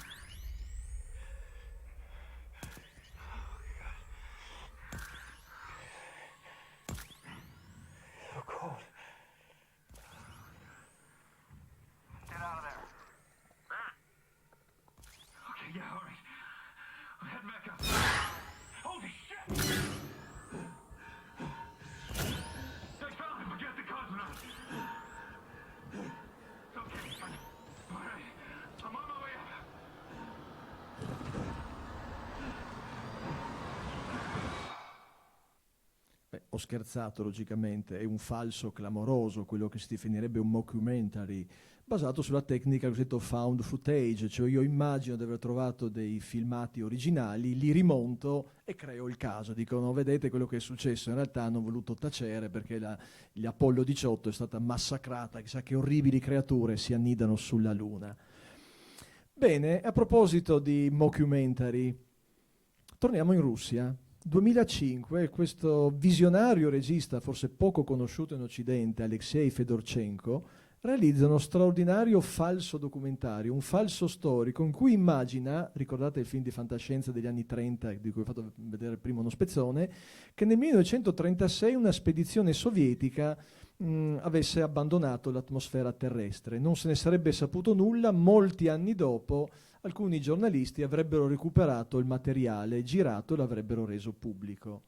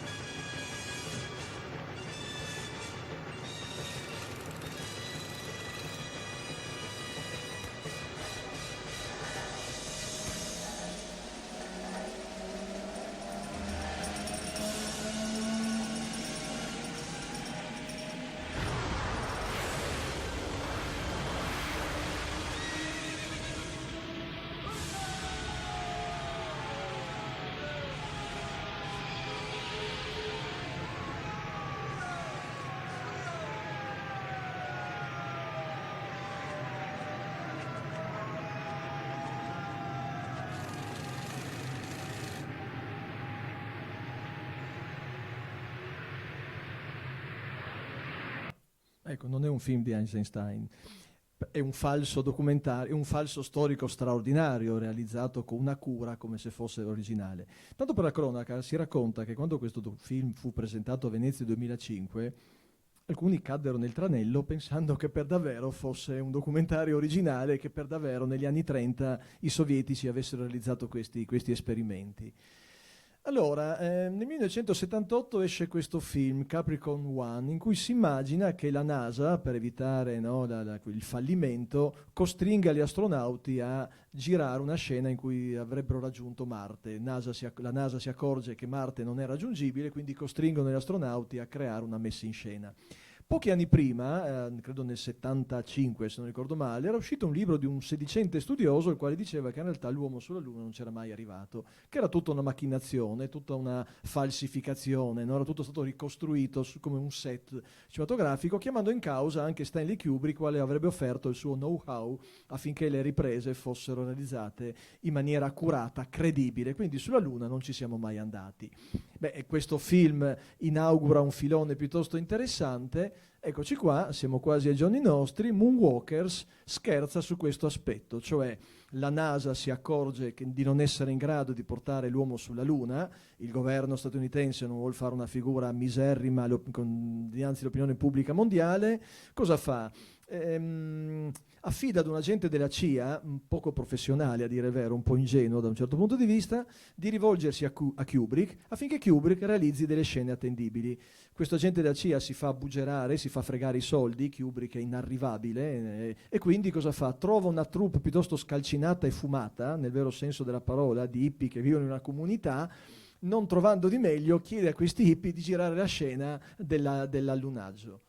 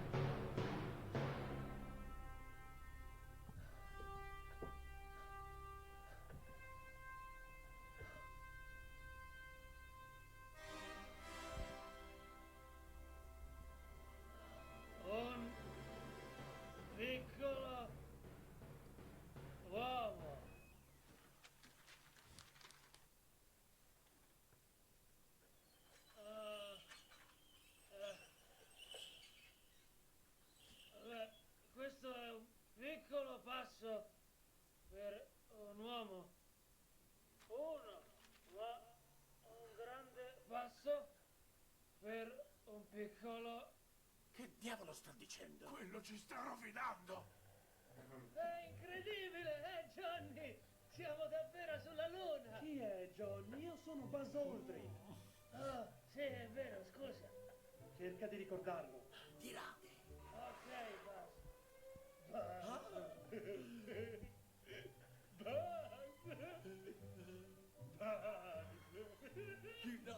Più in alto, più in alto!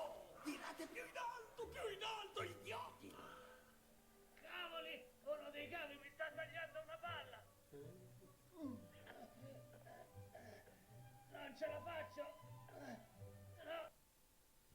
Ecco, compagnia alquanto scalcinata, l'unica che erano riusciti a trovare per realizzare la scena.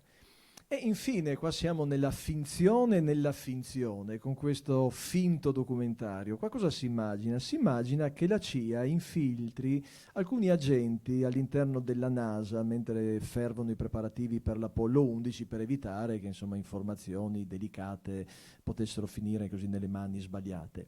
Solo che questi giovani agenti della CIA sono degli appassionati cinefili e quindi cominciano a girare a loro volta qualche cosa mentre la NASA sta realizzando i preparativi per portare l'uomo sulla Luna.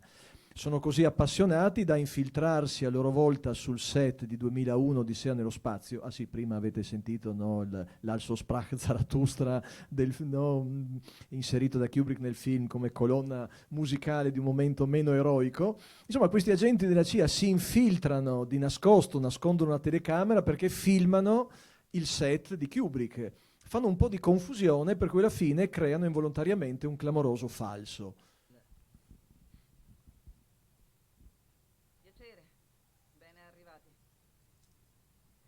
All'interno non sono permesse telecamere, dovrete spegnerla non appena sermentati. Mi dispiace molto. Non è un problema. Il signor Kubrick è dentro? Sì, ma il servizio di sicurezza è molto severo. Verrete sbattuti fuori se cercherete di avvicinarlo, quindi non lo fate. Ricevuto. Grazie.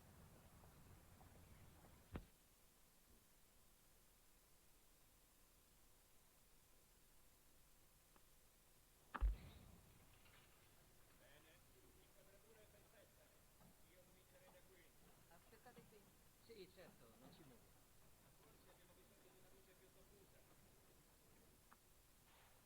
Comunque credo che sarebbe meglio girare in campo medio in una situazione così. Sì, sono d'accordo. Puoi ripetere con la testa chinata? Bene. Niente male, ok, procediamo. Controlla la porta, Doug.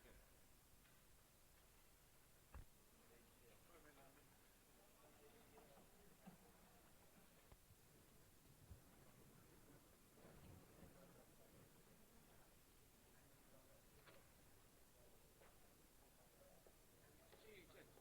Mi sembra un'ottima scelta. Non farei mai una cosa del genere, ma è per un amico. Si chiama Matt Josh.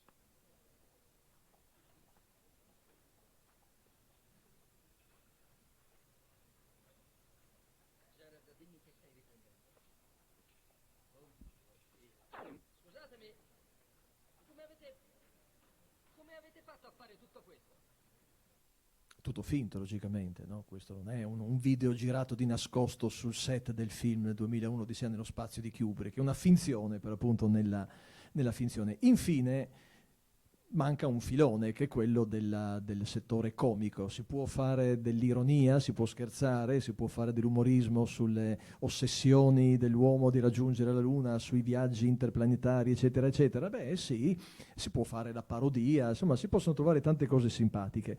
Partirei con un grande della comicità, anche se in questo caso nel momento del suo lungo e triste tramonto, lungo e triste declino del grande Buster Keaton, costretto poi dopo i fasti degli anni '20 a lavorare in particine minime, sovente in film, come dire, poco brillanti, non tanto dal punto di vista della produzione quanto dal punto di vista dei contenuti, o comunque costretto a lavorare anche in cinematografie non sempre particolarmente riuscite. Lavorerà anche in Italia, come forse saprete.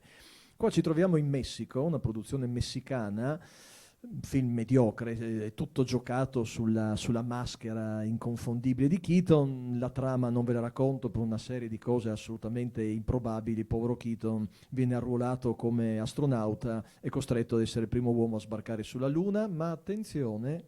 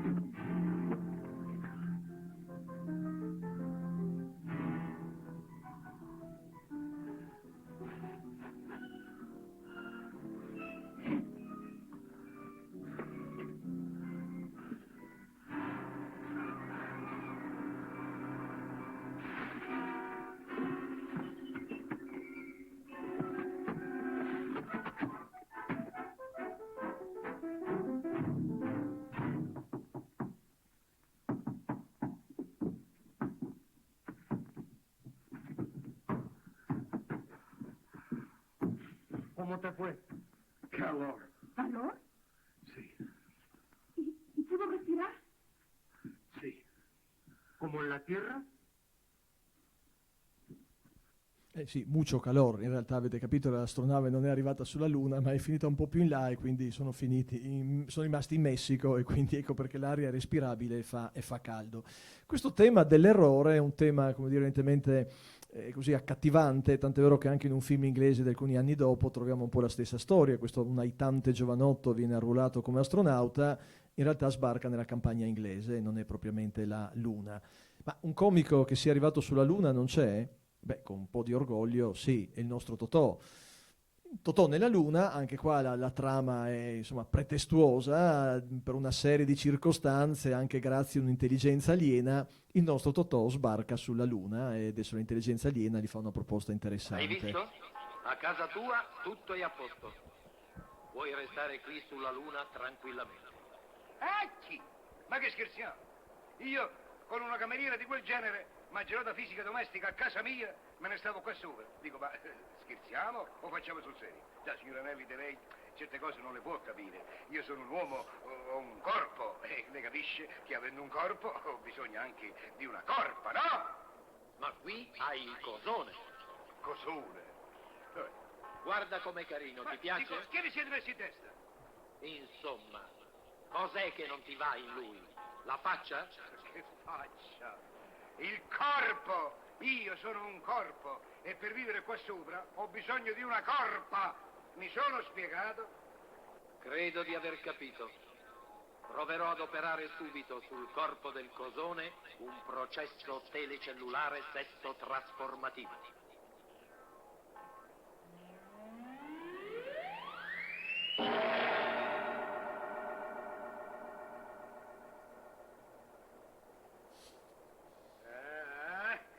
È sempre la testa di quel maledetto cosone. Va bene. Sei proprio un umanoide incontentabile. Guarda, così ti va?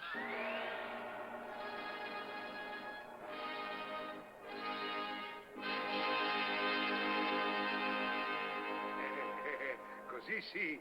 Grazie, signora Nelide. Grazie. Quando è? Beh, pago dopo, me lo segni sul conto. Ecco, insomma, avete notato anche Tognazzi a fargli da spalla, è l'unico film in cui Tognazzi interagisce con Totò. Andiamo avanti perché anche un'altra celebre coppia degli anni 60, con una produzione cinematografica più che prolifica, facevano anche 20 film all'anno se non ricordo male, anche loro due finiscono sulla Luna, anche qua una commedia degli equivoci, vengono scambiati per due astronauti sovietici, i nostri Franco Franchi e Ciccio Ingrassia, anche qua vediamo quello che accade.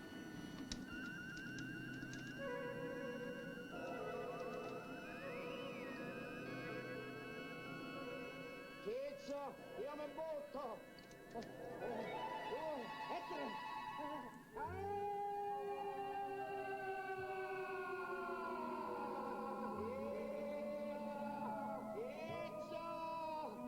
Non precipita! Mamma mia! Cicciuzzo, dove sei? Vieni! Aspetta! Che ho qui galleggio! Arrivo anch'io! Uno e due! Dove ti trovi? All'angolo della Via Lattea! Cicciuzzo! Mi succede una cosa strana! Non riesco a precipitare!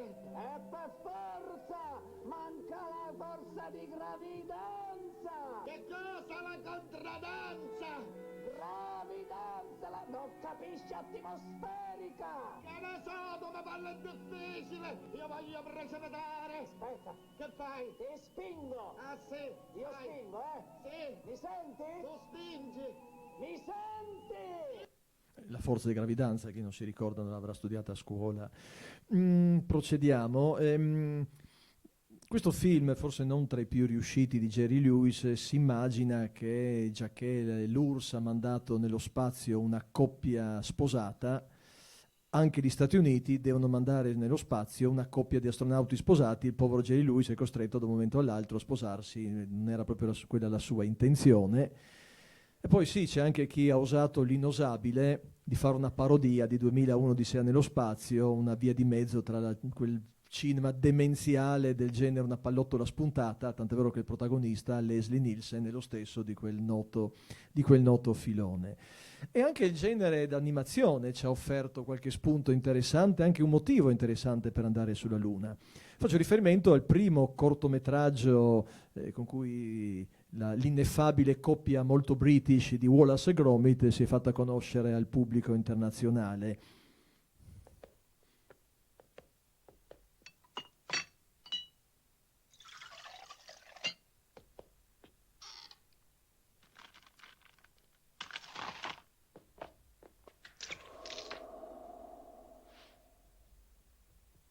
Non c'è più formaggio, Gromit.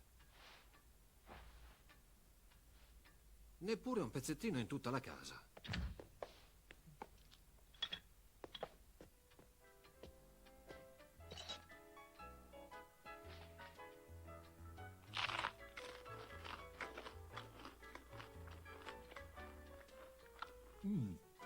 Gromit, ci sono. Il formaggio. Andremo in un posto dove c'è formaggio. Vediamo un po'. Emmental, Appenzeller, Parmigiano, Philadelphia.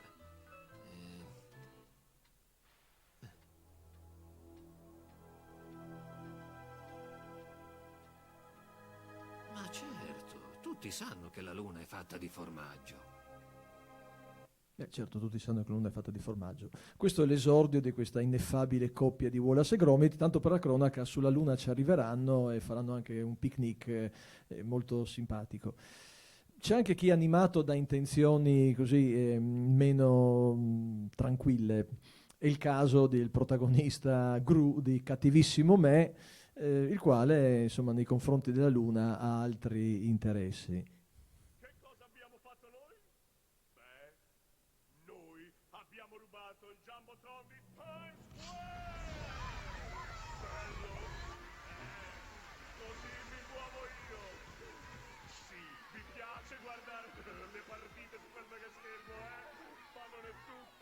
Abbiamo rubato la statua della libertà! Quella piccola di Las Vegas. Per non parlare poi della Torre Eiffel! Sempre di Las Vegas. Ok, non ve lo volevo ancora dire, ma io sto progettando qualcosa di davvero speciale! Un furto che cancellerà per sempre questa storia della piramide. Grazie agli sforzi del mio caro amico, il professor Nefario. Grazie! Oh, eccolo lì. È molto fashion.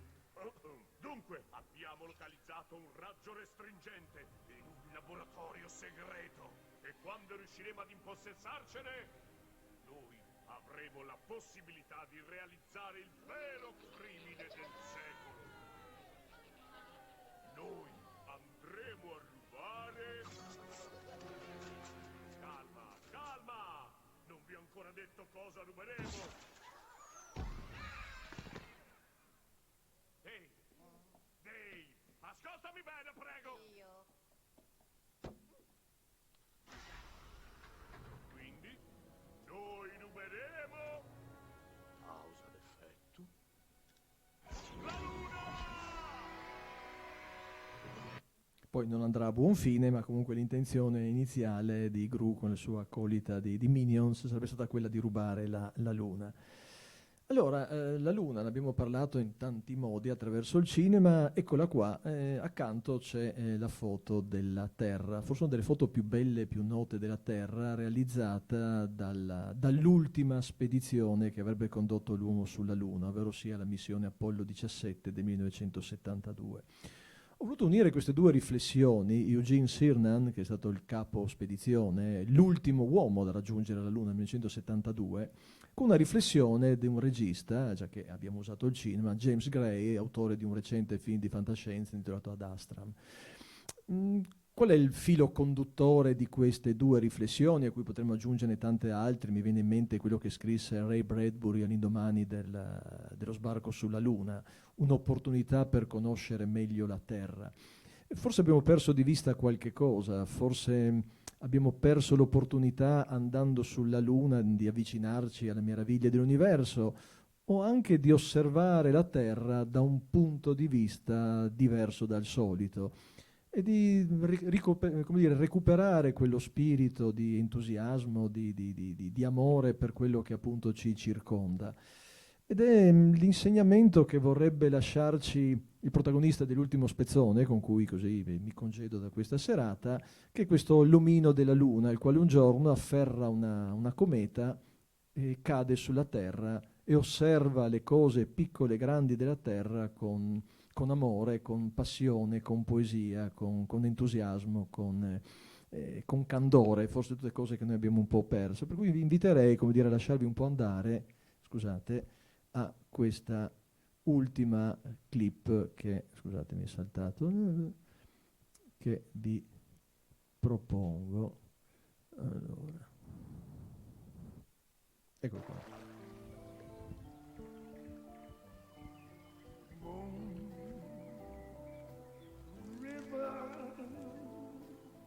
Wider than the mile, I'm crossing you in style someday. Oh, dream maker, you heart breaker, wherever you are going, I'm going your way. Till drifters off to see the world. There's such a lot of world to see. We're after the same rainbows and waiting round the bend. My huckleberry friend, Moon River, and me.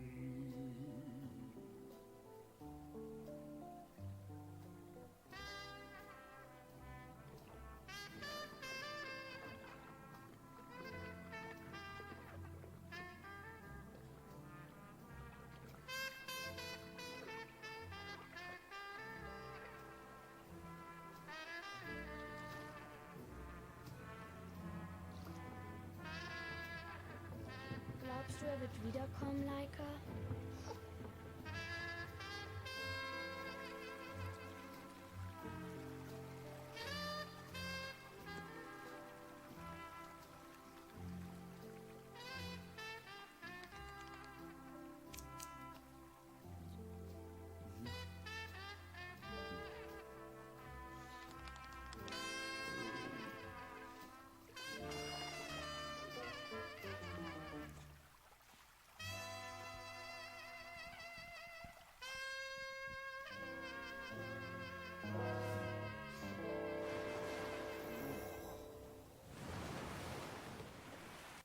Bene, adesso possiamo andare tutti fuori ad ammirare la luna, grazie.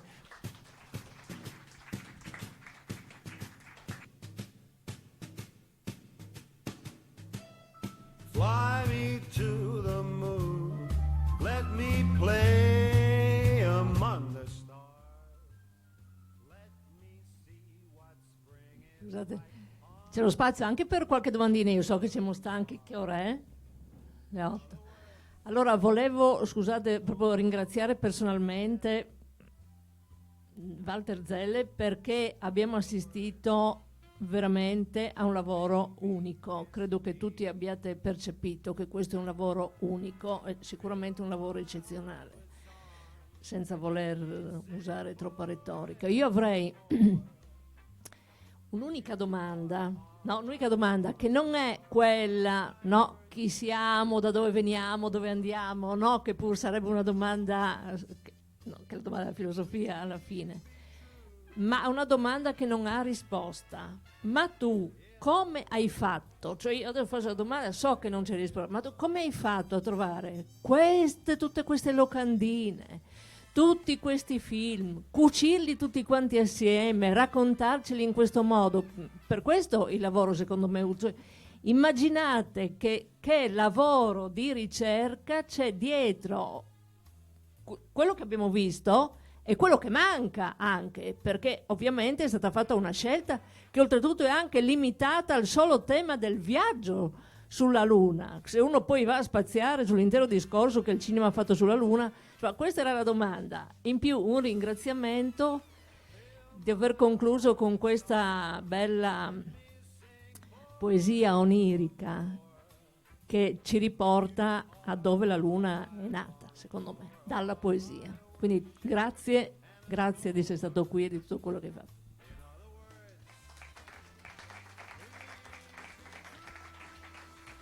Domande ulteriori? Luca.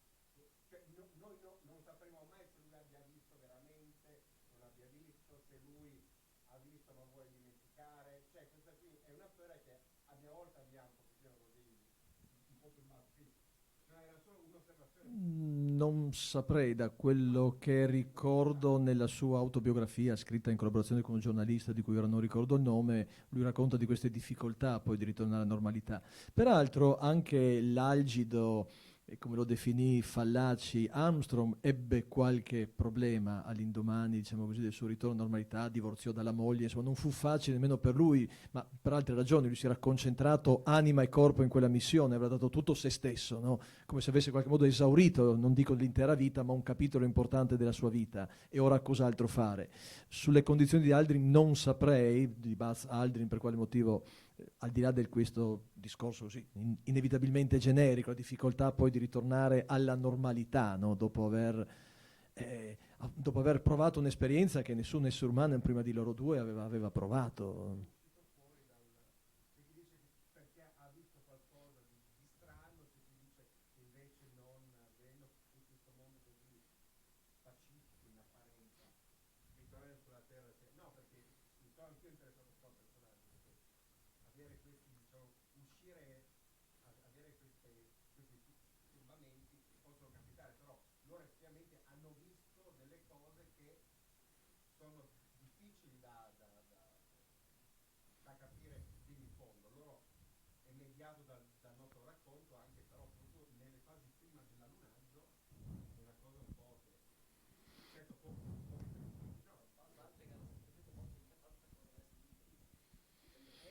Beh sì, c'è anche questa vicenda, sì.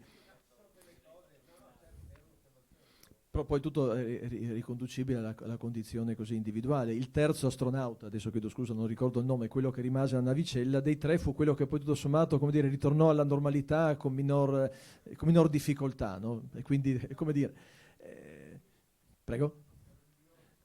Sì, poi per varie ragioni non scelsero lui, ma lui se ne fece una ragione e continuò la sua esistenza tranquillo e beato, sereno, no? Senza coltivare, no, angosce del genere. Bisognerebbe vedere poi le vicende degli altri astronauti. Sirnan, che ho citato, da quel poco che io ricordo di aver letto, anche nel suo caso ha poi condotto un'esistenza tranquilla, diciamo così, senza conflittualità o senza angosce. Di più non saprei.